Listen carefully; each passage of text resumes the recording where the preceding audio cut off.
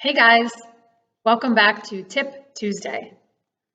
Over the next several weeks, we're going to be looking at several of the most common limiting factors that most clients struggle with when it comes to fitness, health, and nutrition, and how you can start working through them.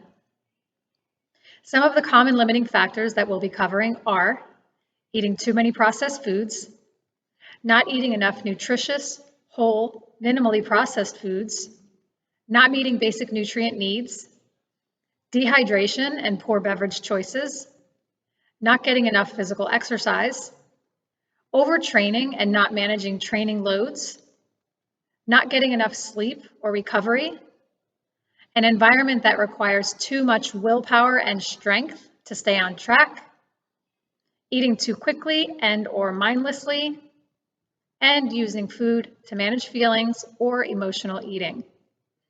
This brings us to common limiting factor number 1, eating too many processed foods. Now, why might clients struggle with this? We live in a time of abundance, and we no longer have to raise, harvest, process, and make all of our foods from scratch. Convenient, tasty, shelf-stable, processed, and refined foods are cheap and easily available year-round. On the one hand, this makes life much easier. Some minimally processed foods, such as frozen vegetables, canned tomatoes, cold-pressed olive oil, and yogurt, can be convenient and nutritious parts of your diet. On the other hand, most processed foods don't add value to our health or body. Most processed foods are high in calories but low in nutrients. They usually have a lot of sugar, salt, and or industrially produced fats, not to mention other things like artificial colors and preservatives. Processed foods make it hard for us to know when we're physically hungry or full. It's easy to overeat them, and we still want more. That's how they're designed. Processed foods are readily available and highly promoted. Highly processed foods make up over 50%, in some cases 75%, of the average American's intake. Most people eat most of their food highly processed.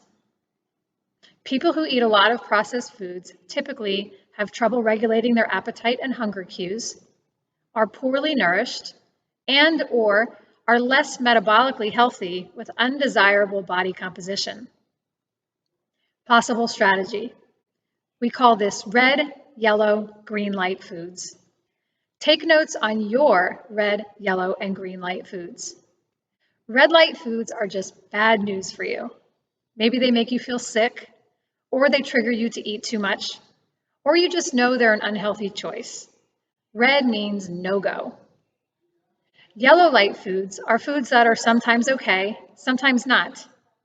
Maybe you can eat them a little bit without feeling ill, or you can eat them sanely at a restaurant with others, but not at home alone.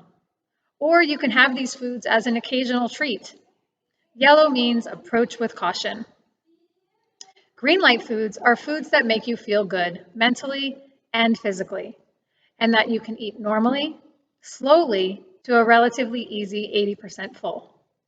These are usually things like fruits and vegetables, lean protein, and legumes. Green means go for it. Each person has a slightly different list of red, yellow, and green light foods. Once you've come up with your red, yellow, and green light list, decide which foods you would like to eat more of and less of, and why. Choose which foods to add and subtract, and consider your rationale. That's it for now. Check back next week for our next common limiting factor. See you then.